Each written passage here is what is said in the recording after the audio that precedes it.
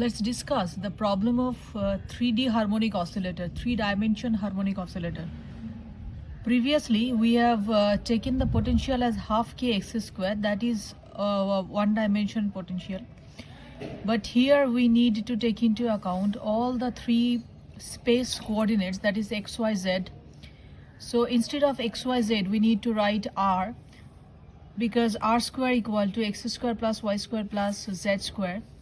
And now my new Hamiltonian in 3D space is px square by twice m plus py square by twice m plus pz square by twice m, because this is the x component of the kinetic energy, this is the y component of the kinetic energy coming from y component of the momentum, this is the z component of the kinetic energy coming from z component of the momentum, and this is the potential energy.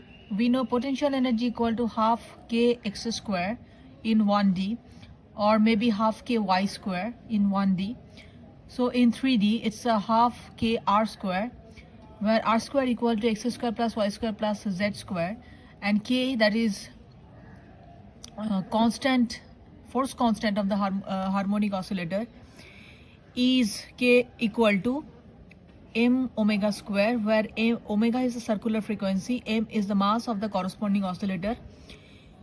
Here this oscillator may be an electron which is oscillating inside a lattice of a solid, for example, and which is vibrating about mean position. Now our potential energy is dependent only on the radial distance, radial coordinate, space coordinate, small r. So now we write this half m omega square r square as half m omega square x square plus half m omega square y square plus half m omega square z square, and then we separate the components, corresponding component of x, y and z. So this is my x component of the Hamiltonian, which involves x component of kinetic energy and the potential energy half m omega square x square, and this is for y component and this is for the z component. Here we make an assumption that this harmonic oscillator is an isotropic harmonic oscillator. Isotropic means all directions are equivalent. Suppose if I have a bucket of water, then from any point of any space of that bucket, if we separate just a cup of water from it, if we lift a cup of water from that bucket, then the property of that cup of water is the same as any other component. I mean, whatever I take from anywhere of the bucket. So this is the isotropic nature. Isotropic means all the directions are equivalent, that is x, y, z, every direction is equivalent. So here, in order to incorporate this isotropic nature of the harmonic oscillator, we simply write it as omega x equal to omega y equal to omega z, which is equal to omega. This is a constant. Now we consider 3D harmonic oscillator as a combination of three one-dimensional harmonic oscillators. So my this is one harmonic oscillator, one-dimensional harmonic oscillator along x dimension. This is y component of the harmonic oscillator along y direction, and this is my z component of the harmonic oscillator along z direction. Because of the isotropic nature of the harmonic oscillator, all these three Hamiltonians have a common eigenstate, which means they do commute between themselves. That is, x component of the Hamiltonian commutes with y component of the Hamiltonian, and so on. X commutes with z, y commutes with z, etc. This is possible because we know that different components of x and momentum, that is different components of space and momentum, they do commute. This thing I have already shown in my previous lectures. Now, as these Hamiltonians, they do commute with each other, which means they have a common eigenstate, and this is vice versa. If two operators have common eigenstate, then we can call them, we can say that they commute with each other. And when they commute with each other, we can say that they have a common set of eigenstates. Let us assume that this common set of eigenstate between x, y and z component of the Hamiltonian is nx, ny and z. These are the radial quantum numbers along x, y and z direction, and this is my wave function. This is the combined wave function. This is the common wave function, common among hx, hy and hz. We know for an harmonic oscillator, the eigenvalue is n plus half h cross omega. Now for x dimension, it is nx plus half h cross omega. This is also done in my previous videos. So this is my common eigenstate. This is eigenvalue for this common eigenstate, where this radial quantum number runs from 0, 1, 2 in integral steps. We can't take any like fraction like a half or 3/2 or 5/2. We can't take that. This can take only integral values, and they can increase only in steps of 1. And similarly for y and z component, we can write this eigenvalues equation. This is the eigenstate or wave function. This is the energy value, that is the eigenvalue, and this is the eigenstate or the wave function. Now if I want to have the common eigenstate for the eigenstate for the total Hamiltonian H, then we need to specify these individual quantum numbers. Now let's discuss the states of the harmonic oscillator. We will also discuss the degeneracy of those states. We will find out the states and we'll find the degeneracy of that particular states. So suppose this is my Hamiltonian, the total Hamiltonian, which is equal to hx plus hy plus hz, and this is the wave function. So in place of h, we can write as hx plus hy plus hz, and this is the wave function. So when we can use the eigenvalue equation for hx, we can write nx plus half, and for the eigenvalue equation of hy, we can write ny plus half, and using the eigenvalue equation of hz, we can write nz plus half, and h cross omega is already there. So in place of this, I can write this easily as nx plus ny plus nz plus 3/2 h cross omega. This is the total energy value correspond to this total Hamiltonian, and for ground state, that is where nx, ny, nz, all these three radial quantum numbers are equal to 0. We will have the energy value as 3/2 h cross omega, energy value or the eigenvalue as 3/2 h cross omega. And this is completely okay, because for 1D oscillator we get the minimum energy value, that is the ground state energy value, as half h cross omega. As it is a 3D harmonic oscillator, so it's a half plus half plus half h cross omega. Now let's find out the first excited state.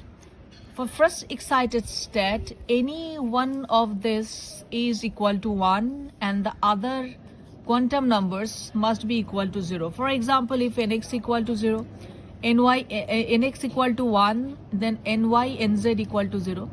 If nx equal to 0, then ny equal to 1, then nz equal to 0. And if nx ny equal to 0, then nz equal to 1. And if we just put these quantum numbers here, so by putting nx, ny and nz, these values, we will have these energy eigenvalues, that is for nx equal to 1, ny and nz equal to 0, you will have 5 half h cross omega. And for this state, we will have again the energy value 5 half h cross omega. And for this nx equal to 0, ny equal to 0, nz equal to 1, we will have 5 half h cross omega again, which means for these three different energy states, we are having the same energy value, which is 5 half h cross omega. This is called threefold degeneracy. And these states are called threefold degenerate, which means for a particular energy value 5 half h cross omega, we have three different states. Now the second excited states would be like that. Now we need to put nx equal to 2, ny, nz 0, nx equal to 0, ny equal to 2, nz equal to 0. Similarly, nx, ny equal to 0 and nz equal to 2. Because we need to make nx plus ny plus nz equal to 2 here. For second excited states, this nx plus ny plus nz should be equal to 2. So we need to make such a combination of this nx, ny, nz so that this summation will give me 2. So if we put nx equal to 2 and ny, nz equal to 0, I will get nx plus ny plus nz equal to 0. And if I put nx equal to 1, ny equal to 1 and nz equal to 0, then again I will have nx plus ny plus nz equal to 0. And for all these 6 states, I am having 7 half h cross omega energy value, which means this is, here we get the 6-fold degeneracy, which means for 7 half h cross omega energy, I am having 6 different energy states.